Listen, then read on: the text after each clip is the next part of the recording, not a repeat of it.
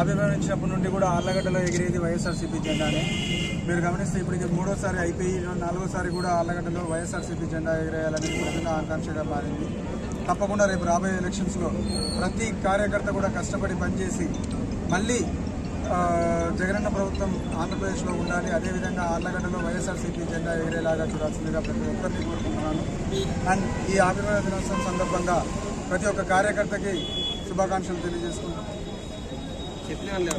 వైఎస్ఆర్సీపీ నాయకులకు కార్యకర్తలకు 14వ ఆవిర్భావ సందర్భంగా శుభాకాంక్షలు తెలియజేస్తున్నాను. మరియు రంజాన్ స్టార్ట్ అయిన రోజు కాబట్టి సూచకంగా ఈరోజు కూడా మంచి అందరి ముస్లిం సోదరులకు కూడా శుభాకాంక్షలు తెలియజేస్తున్నాను. ఒకటే, జగనన్న పార్టీ పెట్టి 13 సంవత్సరాలు అయింది. దేశంలో ఉన్న టాప్ 10 పార్టీస్లో వైసీపీ అనేది ఒక రీజనల్ పార్టీ అయినప్పటికీ ఆ 5వ స్థానంలో ఉంది మన దేశంలో. ఈవెన్ పార్లమెంటు సంఖ్యలో కావచ్చు, పార్లమెంట్ మెంబర్ సంఖ్యలో కావచ్చు, రాజ్యసభలో కావచ్చు, ఏదైనా సరే అసెంబ్లీ సీట్లలో కావచ్చు.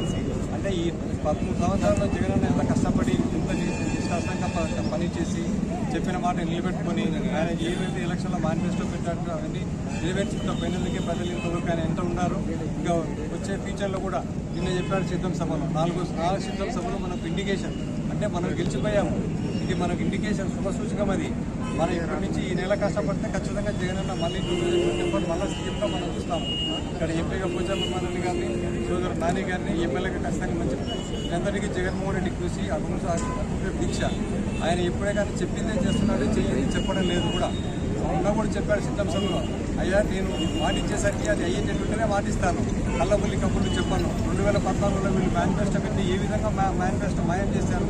వితిన్ 1 వీక్లో అంత పెద్ద బీజేపీ మోడీ గారు వచ్చి మన స్టేట్కి వచ్చి స్టేటస్ ఇస్తామన్నారు, అది లేదు. ఏమే కానీ ఎటువంటి ఇది లేకుండా మొత్తం నిర్దాక్షిణ్యంగా మేనిఫెస్టోనే మాయం చేసి ఒక్కటి కూడా ప్రజలకు నెరవేర్చకుండా మళ్ళీ సిగ్గుచనం లేకుండా మళ్ళీ అదే టీం మళ్ళీ వస్తున్నారంటే చాలా బాధాకరం. మోడీ గారంటే మాకు చాలా గౌరవం ఉంది, ఆ పార్టీ అంటే గౌరవం ఉంది. కానీ ఇటువంటి వ్యక్తులతో మళ్ళీ కలుస్తున్నారంటే వాళ్ళ తీరావ స్థితి నాకు అర్థం చేసుకోండి అని బాధ అనిపిస్తుంది. సో ఎవరేమై కలిసి వచ్చినా ఏమొచ్చినా మనకు ఆయన ఒకటే చెప్తున్నాడు, పైన భగవంతున్నాడు, కింద ప్రజలు దేవుడు ఉన్నారు, వాళ్ళే శ్రీకృష్ణుడు చూసుకున్నాడు ఆయన. నేను అర్జున్ అంటున్నాడు, కానీ ఆయన అర్జున్తో పాటు కలియుగ అభిమన్యుడు. ఎందుకంటే ఆ రోజు అభిమన్యుడు 19 పోయినాడు కానీ మళ్ళీ బయటికి రాలేకపోయినాడు.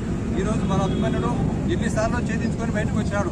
ఫస్ట్ సోనియా గాంధీ కానించి మొదలు పెట్టుకుంటే, కిరణ్ కుమార్ కానించి మొదలు పెట్టుకుంటే, చంద్రబాబు కోర్టులు రకరకాల 19 నుంచి ఛేదించుకొని వచ్చిన ఏకైక కలియుగ అభిమన్యుడు మన జగన్మోహన్ రెడ్డి అన్న. ఖచ్చితంగా 2024లో గెలవాలని కోరుకుంటున్నాను. కార్యకర్తలందరికీ కూడా